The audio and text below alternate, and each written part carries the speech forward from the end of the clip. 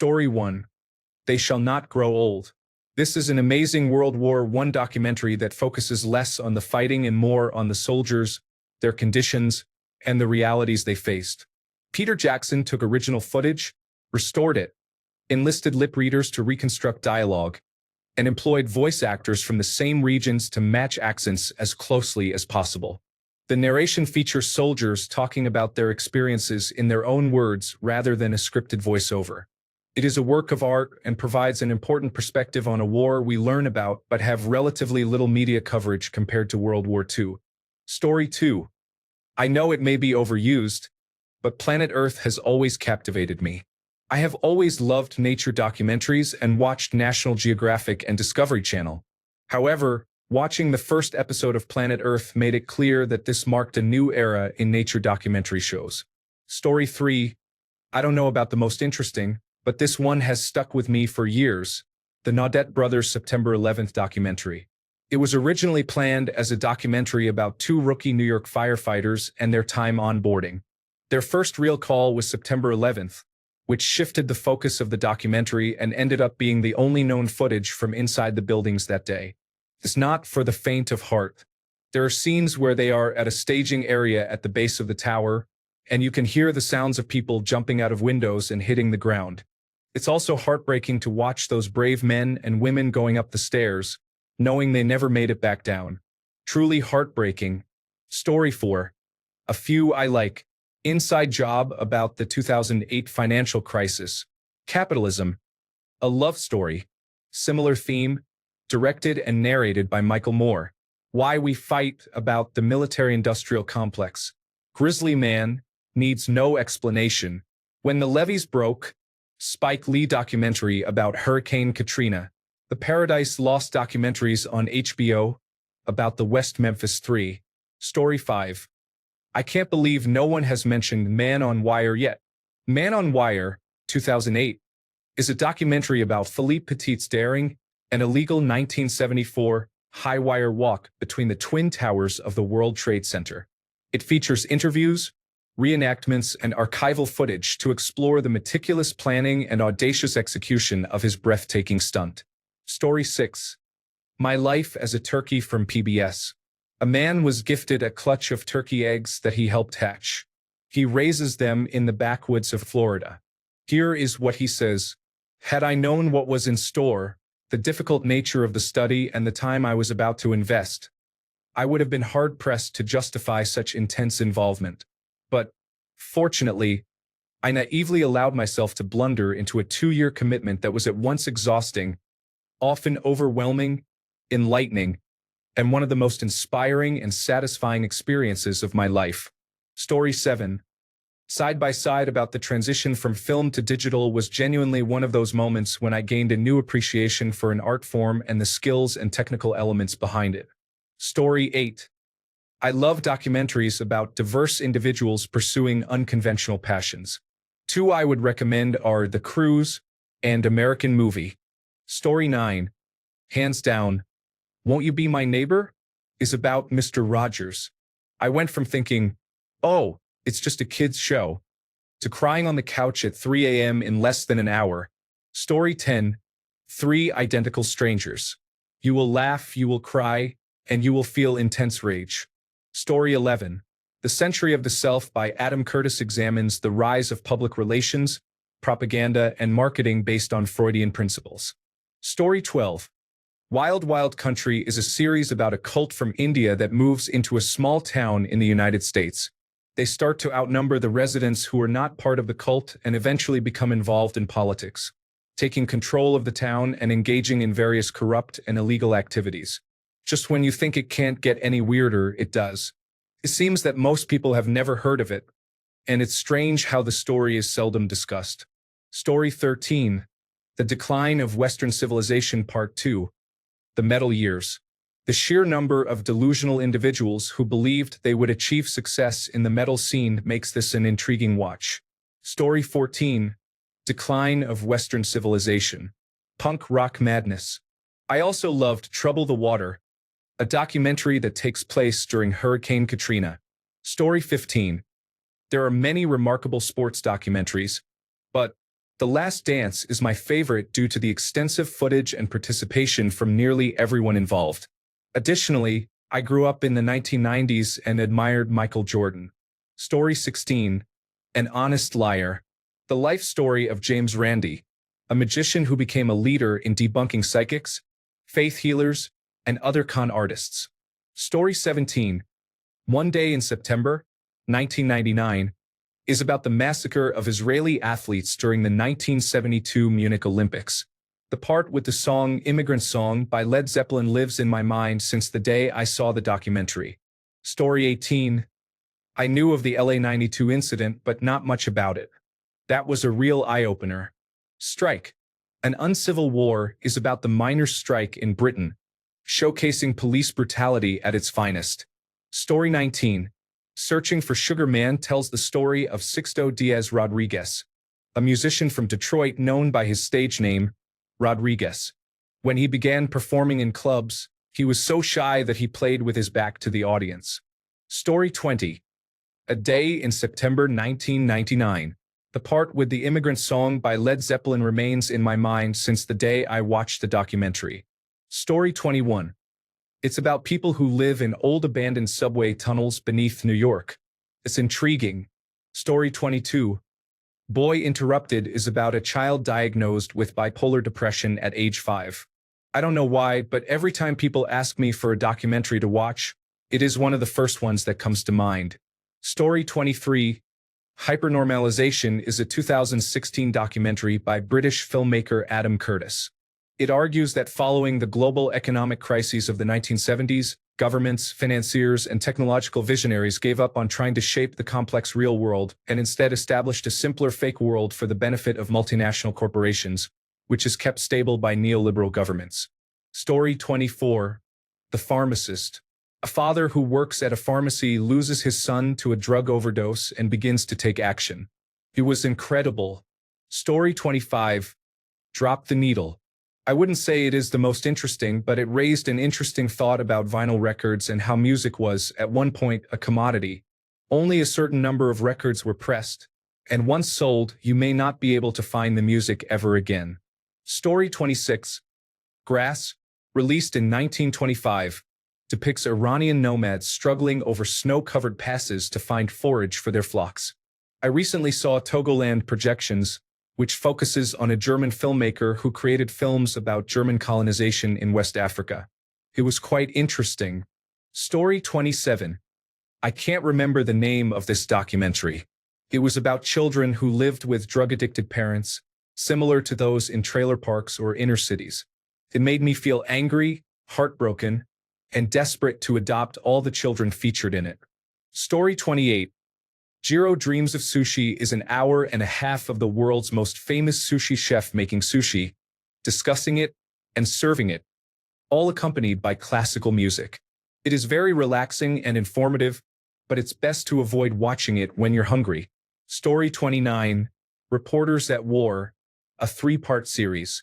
It is always relevant, as journalists are often demonized by authoritarian regimes. We may criticize them, but we would be lost without them. The series features absolutely incredible first-hand stories from war correspondents. Story 30. Years ago, there was an independent movie channel on cable that aired a documentary about women joining special forces, I believe in the 1970s. In one scene, the instructor tears the head off a chicken with his teeth and instructs the women to do the same. I cannot remember the name of this documentary. There was also an incredible documentary series on public broadcasting service a long time ago about the history of animation, but I cannot find it anywhere. Story 31. Most people cannot access it. The thoughts are too alternative. So, be warned before you proceed. Story 32. It's an old classic to watch, Requiem for the American Dream. Perhaps it's because Noam Chomsky delivers the message in such a deadpan manner, which makes it disappointing as you feel helpless watching society constantly dominated by the wealthy. It's a worthwhile view, highlighting 2 billionaires influencing the United States and the world. Story 33. Vamport is a film by OPB about a long-forgotten World War II housing project that was destroyed by a flood a few years after the end of the war and definitely deserves a biopic. Let's not forget the Yes Men. Story 34. Evidence of Revision is a compilation and analysis of little-known, but factually correct media material concerning the murders of President John F. Kennedy, Robert F. Kennedy, and Martin Luther King Jr. It is absorbing, fascinating, and troubling, and it is available online in 6 roughly 90-minute chapters. The first chapter focuses on the assassination of John F. Kennedy. Story 35. Any Ken Burns documentary is memorable, but I will never forget the first time I saw the Civil War. My favorite documentary is Jazz. Story 36. Going Cardboard and Get Lamp are probably my 2 favorites. Story 37. Water, Not Weapons is a short documentary about a Japanese doctor who built canals in Afghanistan to create farmland and jobs. Story 38. The Planets by BBC Earth Lab, especially the part about Jupiter. Story 39. The Volunteers. This documentary follows an American journalist who joined the People's Protection Units, fought against the Islamic State, and eventually became a medic. He saved many innocent lives. It is very raw and emotional. It should be a required watch for anyone sending troops to war. It is also unfortunate that it has only around 125,000 views. He endured a horrific ordeal to bring uncensored war footage to the public. Story 40. Helvetica for sure. I'm not even a graphic designer or anything remotely similar to art, but it was fascinating how a font can have such an effect on the world. I'm just a linguistics enthusiast, so I guess that's why it fascinated me. Story 41. When We Were Kings, Muhammad Ali and George Foreman in their prime, along with a group of top-notch rhythm and blues and soul artists, plus Don King, Howard Cosell, George Plimpton, and Norman Mailer. Amazing. Story 42. Too Many to Count. Silence in the House of the Lord. Ken Burns documentary on Vietnam, narrated by George Stroumboulopoulos. All Planet Earth documentaries. March of the Penguins. Story 43. Tickled is a Wild Ride. Someone recommended it to me, and I had no idea what it was about going in. Story 44. The most recent documentary is about Martha Stewart. It provides fascinating insight into how she built her career and overcame her jail sentence. I also admire how she supported the women she was incarcerated with, and I hope they are all doing well. Story 45. In the 1990s, there was a cable channel called the History Channel. Today, the History Channel still exists, but it is not the same. The quality of the programming has significantly declined. However, I digress. There was a show on the History Channel in the 1990s called Wings. In high school, our English and history teachers would have us watch episodes of this show and require us to take notes and write reports. Story 46, 0 Point. The story of Mark McCandlish and the Fluxliner. Both the protagonist and filmmaker died under unusual circumstances. Story 47. The Cruise. Timothy Levitch, poet, playwright, and philosopher, takes us on a walking tour of pre-9/11 New York City. His insights, knowledge, prose, and sense of wonder are infectious and make New York City appear vibrant and full of life. Story 48. Oliver Stone's The Vietnam War is absolutely amazing. The footage and editing are impressive in the 10 two-hour episodes. The series tells a poignant story that explores the issues facing the United States during that time. As a 48-year-old man, I found it moving and cried multiple times. It should be part of the educational syllabus. Story 49. Last Breath is about a commercial diver whose cord got cut, causing him to become separated from his diving bell. The entire experience is just jarring. Story 50. The Jinx, The Life and Deaths of Robert Durst, 2015, is the most dramatic moment I have ever seen in a documentary. Story 51. Finding Vivian Maier. Amazing photos, an incredible story and person, and a fascinating and effective method of storytelling. Story 52. Azorian. The Raising of the K-129. I usually have some basic knowledge of the subject of a documentary going in. Azorian was the exception. I approached it thinking, I like submarines. I'll give this a try.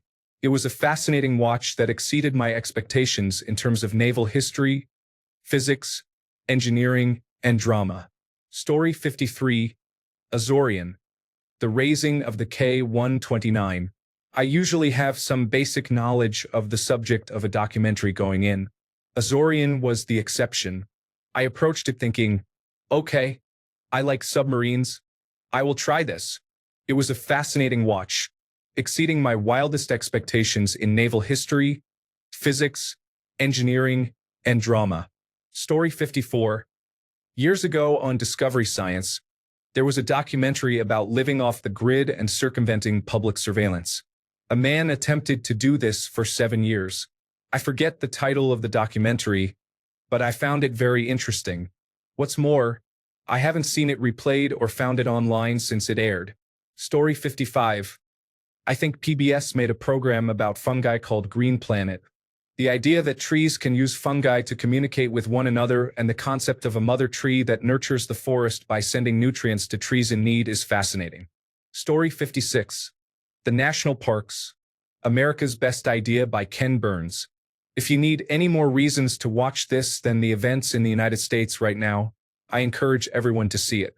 Story 57. Salesman by the Mazeless is a documentary about a salesman selling Bibles in the mid-1900s.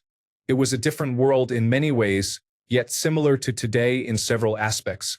This documentary inspired me to attend film school because the concept of non-reflexive documentaries appeals to me. It was filmed with an Arriflex, a small 16mm camera designed for handheld use, particularly for shooting in battlefields, allowing filmmakers to move quickly and avoid drawing too much attention, especially compared to traditional stationary cameras of that time. The Mazeless would turn off the camera when anyone acknowledged their presence, aiming to capture all activity like a fly on the wall without relying on interviews to tell the story. In my opinion, this is the best documentary ever produced and can also serve as a film school when viewed. Story 58. King of Kong. A Fistful of Quarters is about Donkey Kong world records, while I Like Killing Flies focuses on the man and restaurant that inspired the Soup Nazi character in Seinfeld. Both are fascinating. Story 59. Here in the UK, there used to be a regular documentary series called Horizon. In 1987, there was an episode titled The Race for the Double Helix, about the race to discover the structure of DNA. The episode is based on the memoir by James Watson, starring Jeff Goldblum as Watson and Tim Pigott-Smith as Francis Crick. It was the first docudrama I had ever seen and made a lasting impression on me. Story 60. We Shall Dance Again was very difficult to watch. It was a collection of hundreds of cell phone videos and bodycams documenting the October 7, 2023 invasion of Israel. Young adults apparently film everything, capturing blatant violence everywhere. I have yet to see the Oscar-nominated No Other Land about the counter-invasion and whether it has a similar emotional impact. Story 61. The 13th is a powerful documentary that examines the intersection of race, justice, and mass incarceration in the United States. It offers profound insights into systemic issues that challenge viewers to rethink societal norms. Story 62. The Devil Next Door is an amazing documentary on Netflix about a man who served as a guard at a concentration camp. He is put on trial in Israel, and a Jewish-Israeli lawyer defends him. Story 63. The Rockafire Explosion is a documentary about Showbiz Pizza, the animatronic band that was featured in many restaurants and the lead-up to Chuck E. Cheese. More than that, it offers an interesting, albeit melancholic, look at several people for whom Showbiz Pizza and the animatronic band were significant parts of their lives, including some who still cling to it. Story 64. For All Mankind. The story of the Apollo missions to the moon, told using contemporary footage, TV clips, and the voices of the astronauts. They built a film lab on site in Huntsville, Alabama, to enlarge footage shot on the moon's surface frame by frame. The moon footage is stunning. Bonus, film score by Brian Eno, Jodorowsky's Dune, a documentary about the avant-garde filmmaker Alejandro Jodorowsky's multi-year attempt to make a grand version of Frank Herbert's book Dune.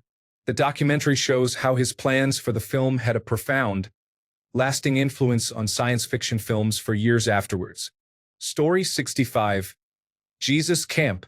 It was very interesting but also horrifying to see the level of child abuse that some people find perfectly acceptable. Story 66. Real Engine is an insightful documentary about the portrayal of Native Americans in film. There is a humorous section discussing how they would speak in their own language without anyone checking what they were saying, allowing them to express various insults without consequence. Story 67. The Thin Blue Line by Errol Morris essentially created the crime documentary genre. Morris examines the case of a man wrongfully convicted of murder and tells his story through interviews with the agents involved, eventually leading to his exoneration. Rephrased, this movie is titled The Thin Blue Line, and it addresses issues of corrupt law enforcement. Story 68. Children of the Enemy was a sad story with a happy ending. I have watched many documentaries, but this one made a big impression. Story 69. This film has not been rated. It is a documentary about the Motion Picture Association of America. This organization assigns film ratings such as R and PG-13. The filmmaker documents the hypocrisy and corruption of the Motion Picture Association and then submits the film to the organization for a rating for distribution. They initially rated it NC-17 for using footage from movies that the Motion Picture Association rated as R. It is both hilarious and sad at the same time. Story 70. There are a few that I found incredibly interesting. One is American Nightmare. It had so many twists and turns that it felt like an actual movie. This whole case was absolutely insane. Another one I saw was called Sweet Bobby, My Catfish Nightmare. And that was also incredible due to the extent of the catfishing and the surprising reveal. Don't F*** with cats is also amazing.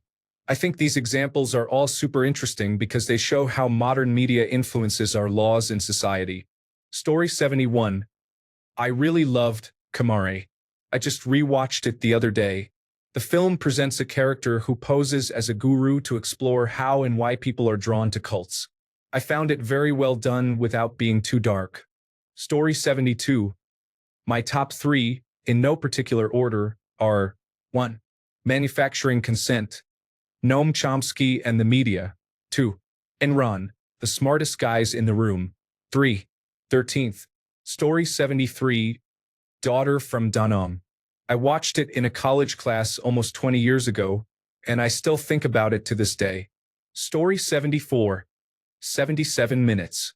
A documentary on the mass shooting that occurred inside a McDonald's in San Diego, California, in 1984.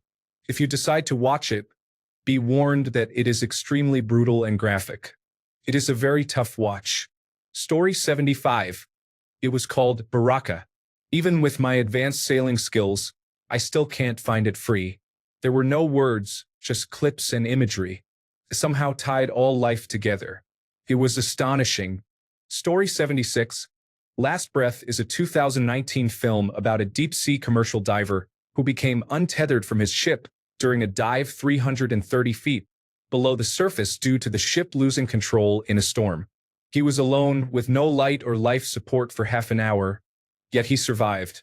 What makes the situation remarkable is that, due to the extreme safety precautions and controlled nature of the work, there were cameras recording everything, providing footage of almost every aspect of the incident from start to finish.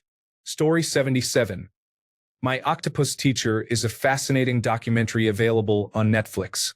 I love the concept of exploring one place every day over extended periods to observe how the ecosystem and the octopus interact harmoniously. Story 78. Startup.com aimed to film a dot-com success story. Instead, they ended up documenting the demise of the company and the deterioration of the friendship between the founders. Story 79. I can't recall the name, but it is a heartbreaking documentary about the people who jumped from the Golden Gate Bridge. Story 80. I believe it is called Breaking the Chain. There are visuals in that documentary that will stay with me for the rest of my life. Story 81. A couple of my favorites that probably won't make this list are The Kid Stays in the Picture and How to Draw a Bunny. Story 82. The Biggest Little Farm. They transformed an arid landscape into a fully functioning farm with produce by using natural techniques and local plant life. They employed ducks to address an insect problem in one of their fields. It is a great documentary, and its runtime is only 90 minutes. Story 83. Tickled is a documentary about a journalist who discovers a peculiar tickling community that creates videos and holds tickling endurance competitions. As he investigates further, he uncovers significant drama, violence, and exploitation within the community, with some questionable individuals in charge. The story is compelling and truly bizarre, culminating in a surprising ending. I highly recommend it. Story 84. I just watched Crossing the Bridge, The Sound of Istanbul. It is a really great film. The Burns material is impressive, and there is a lot of excellent content available. The term best is highly subjective. Story 85. I don't know if this counts, but the American Experience episode about Emmett Till's murder made the incident feel more real and tangible. I had previously learned about it in school. Story 86. Probably The Imposter, or the one where the man pretending to be a pastor stays with the family and has relationships with every member of the family, including the father who allows it to happen. I have issues with both documentaries. Story 87. My favorite is Home by Jan Arthus Bertrand. It's about our planet's ecosystem. It's available for free on YouTube and is translated into many languages. Story 88. A few weeks ago, I watched Endurance by National Geographic. It is a great documentary about the Endurance ship and Captain Shackleton's hardships. It is worth a watch. Story 89. The Life and Times of Harvey. I watched it while living in San Francisco at the age of 20 in the 1980s. As a straight man, it really opened my eyes and mind and changed my perspective towards the community. Story 90. My favorite documentary is the Connection series by James Burke.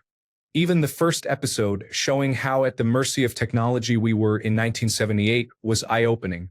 The second and third series became somewhat less documentary and more sensational. Story 91. Paper Clips is an interesting account of how school children learned about the Holocaust, set in Tennessee or Kentucky. It moved me to tears. Bonus. Alison Krauss sings Jubilee for the soundtrack. It is completely unavailable on any of her albums and is rarely heard, but it is beautiful. Story 92. That's a tough one. I've seen several that I considered highly interesting. The two that stand out, though, are The Fog of War sheds interesting insight on the dynamics between Presidents Kennedy and Johnson and Robert McNamara. There is recorded audio of Kennedy and McNamara trying to figure out ways to get out of Vietnam, while Johnson wanted to escalate the conflict. I know McNamara did other regrettable things, but in my opinion, Johnson doesn't get enough credit for his role. The documentary also covers intriguing aspects of World War II and delves deeper into how close we were to nuclear war with the Soviet Union on a couple of occasions. The act of killing features individuals who participated in the Indonesian mass killings in the mid-1960s, reenacting how they killed people. At the end, one of the men finds himself in a situation similar to that of one of his victims and experiences a complete panic attack, realizing what he had done. The director tells him, "No, you don't, because you were able to stop this." It's terrible that these individuals had so little empathy to comprehend the suffering they inflicted on their victims during the acts. Story 93. Tickled is a movie about competitive tickling contests for about 15 minutes. Then it turns into something much more sinister. Story 94. Evil Genius is about a pizza delivery guy with a bomb strapped around his neck. Spoiler, it went off. Well worth the watch. Thanks a bunch for sticking around till the end of the video. Remember to subscribe, and until next time, stay awesome and goodbye.